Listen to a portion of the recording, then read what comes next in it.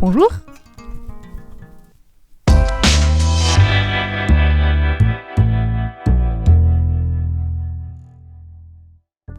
Jean-Christophe Granger, né le 15 juillet 1961 à Boulogne-Billancourt, est un journaliste, reporter international, écrivain et scénariste, notamment scénariste de bande dessinée. Après une maîtrise de lettres en Sorbonne, axée sur Gustave Flaubert, Jean-Christophe Granger devient rédacteur publicitaire, puis, âgé de 28 ans, il rencontre le photographe Pierre Perrin qui le forme au journalisme. En 1989, cette collaboration commence par un reportage d'une année sur les derniers peuples nomades à travers le monde, et se poursuit ainsi durant une dizaine d'années.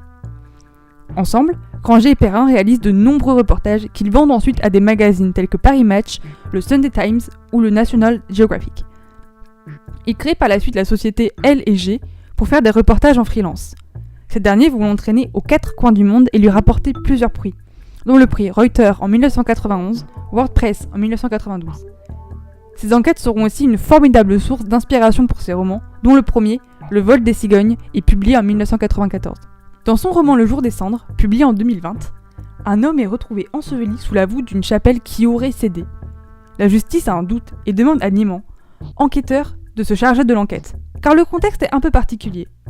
En effet, la chapelle appartient à une communauté anabaptiste, les émissaires, implantée depuis des décennies en Alsace.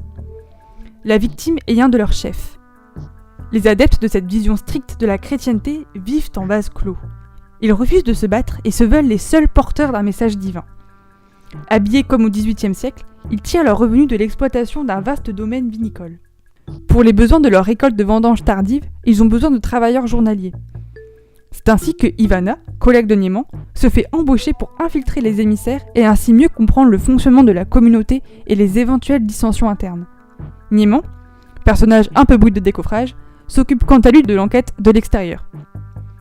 Petit à petit, la piste criminelle se confirme et la question, posée en 4e couverture, se pose. Dans un monde de pure innocence, quel peut être le mobile d'un tueur ? Dans une communauté sans péché, comment le sang peut-il couler ? À moins qu'à l'inverse, le coupable soit le seul innocent de la communauté.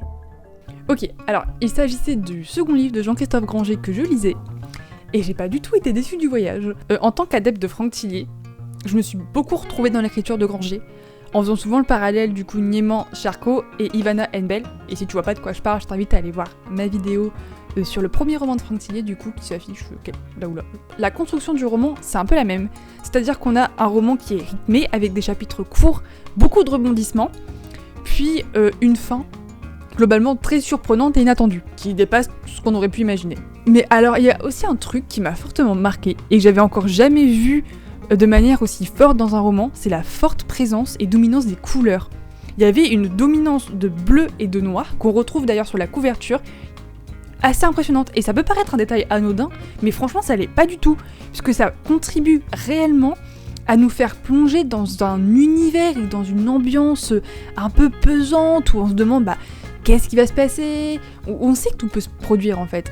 Et c'est super particulier, singulier, et ça m'a vraiment marqué pour le coup. D'autant plus que déjà de base on est dans un contexte particulier avec des personnages particuliers, on est avec des émissaires dans un coin reculé qui ont un fonctionnement en communauté qui n'est pas le même que les gens normaux ont. Donc déjà là, ouais, l'ambiance est déjà un peu étrange on va dire, mais avec cette atmosphère qui est créée, ces couleurs, c'est pas mal. Par rapport au premier livre de Jean-Christophe Granger que j'ai pu lire, donc Le Passager, et dont je ferai très certainement une vidéo l'année prochaine, j'ai trouvé beaucoup plus sympathique et beaucoup plus agréable à lire. Il n'y avait pas tous ces longs passages un petit peu barbants que j'avais retrouvés dans le premier que j'avais lu, donc ça c'était super cool. Donc voilà, je pense que c'est tout ce que j'avais à dire dessus, et je pense que amateur de thriller ou non, lecteur ou non, je pense que ce roman, je le reconseillerais quand même, parce qu'il est, je pense, assez facile à aborder, assez facile à comprendre, très immersif, et ouais, je pense que je le recommanderais. Franchement, il était bien. Je vous laisse avec, comme d'habitude, du coup, 2 citations extraites du livre, et puis je vous dis à dans 15 jours. Salut!